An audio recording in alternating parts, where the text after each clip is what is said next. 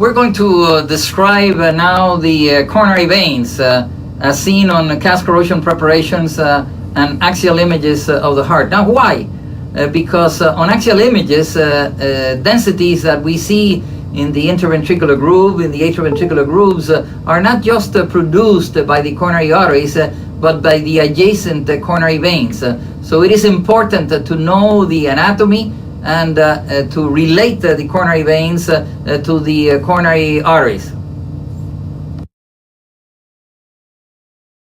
Paralleling the course of the anterior descending branch of the left coronary artery, as seen in this specimen, the arteries are in blue and the veins in yellow, we see the anterior cardiac vein.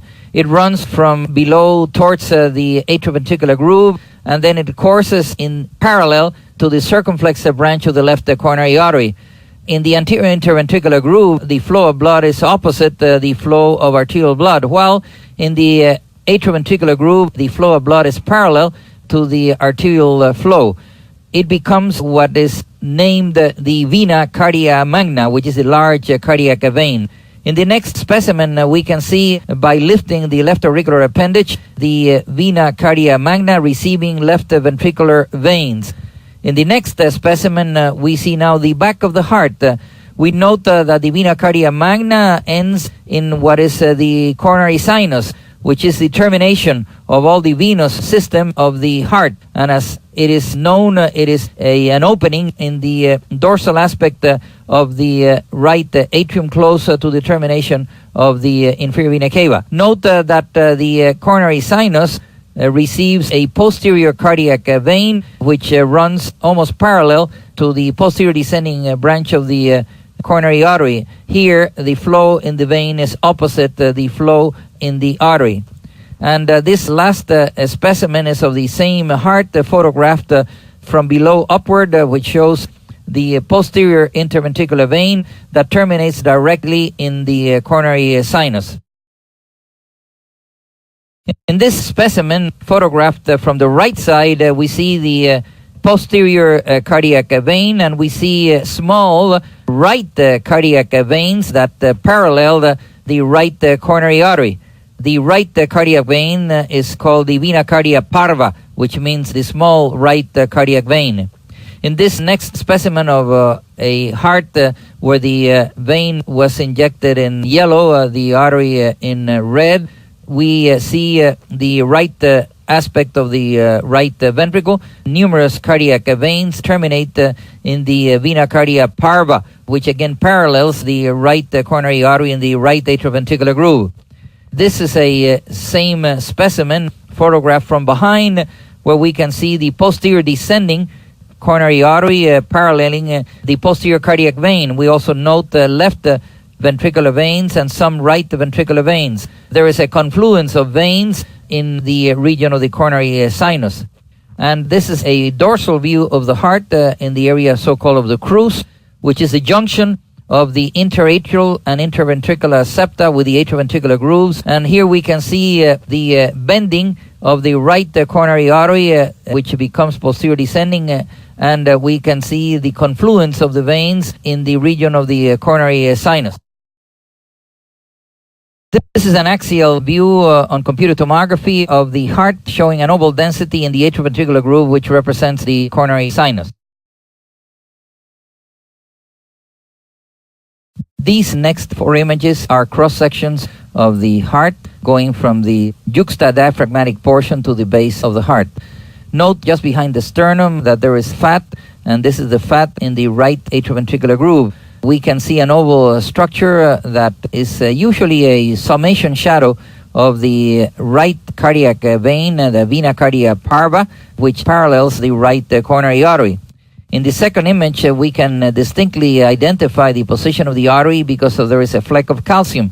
But the ventral to the artery is the cardiac vein. In the third image, we also see the artery now distinctly separated from the vein. And in the last image, we only see the vein. We must then remember that when seeing a density in the atrioventricular groove, we have to distinguish between veins and arteries. The arteries are easily recognized if they're calcified, but if they're not, sometimes it is difficult to separate the artery from the vein. If we can see two distinct tubular structures, obviously one is going to be the artery and the other one is going to be the vein.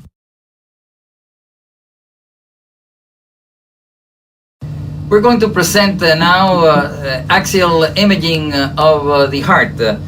Cross-sectional anatomical specimens are going to be correlated with CT, MRI, and with electron beam computed tomography. We're going to discuss the clinical applications. So that is anatomy, physiology, correlations with other studies such as sonography, cardiac scintigraphy, and cine MRI, and finally flow studies. We're going to look at the coronary calcification, presenting a series of cases, and these have been studied with electron beam computed tomography.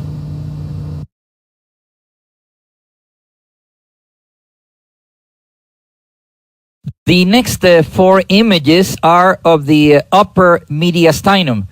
In some patients, we are interested in scanning almost from the base of the neck down to the diaphragm, particularly if the patient may be at high risk of having a bronchial carcinoma. And in some instances, we may scan all the way down to the pubis.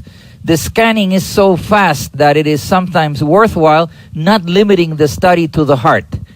The first anatomical section is to the left of the trachea, where we can see the origin of the brachiocephalic arteries.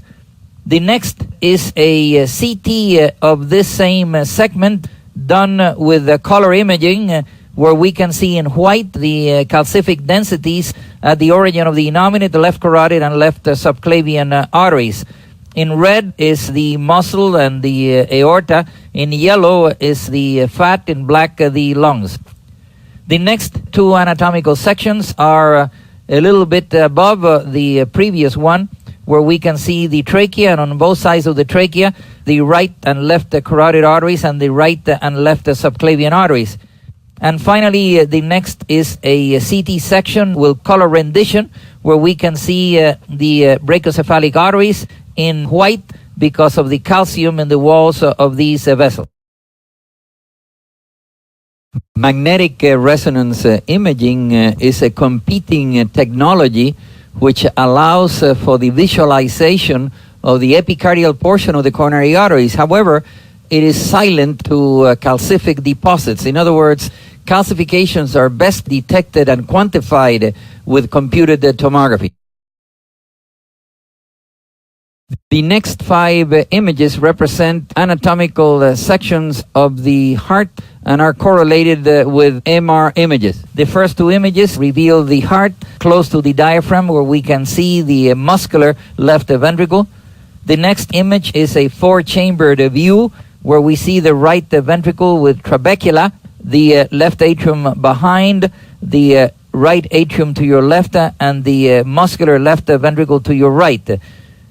The next image is an MR section which shows the four chambers of the heart. Note that sometimes the thinness and the plane of recording of the intraatrial septum may mimic an atrial septal defect. Note the right ventricle in front, the left ventricle to your right, the right atrium to your left, and the left atrium between the descending aorta in the left paraspinal region and the ascending aorta in the center. Note the bright signal surrounding the heart, which represents fat. And the last two images, one is an anatomical section showing the aorta in the center of the heart with the left atrium behind, in front of a calcified descending aorta.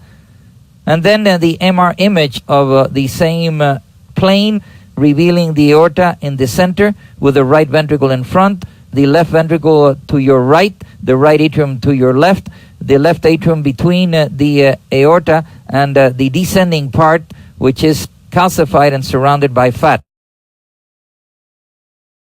Axial images at the aortic root can reveal the origin of the coronary arteries. Here we can see the takeoff of the right coronary artery, which arises from the anterior sinus of Valsalva. The next image shows the origin of the left coronary artery, which is directed dorsally and to the left. MR can show patency of a graft, as seen in this coronal image, where one can see a graft to the right coronary artery and another one that goes from the aorta to the LAD.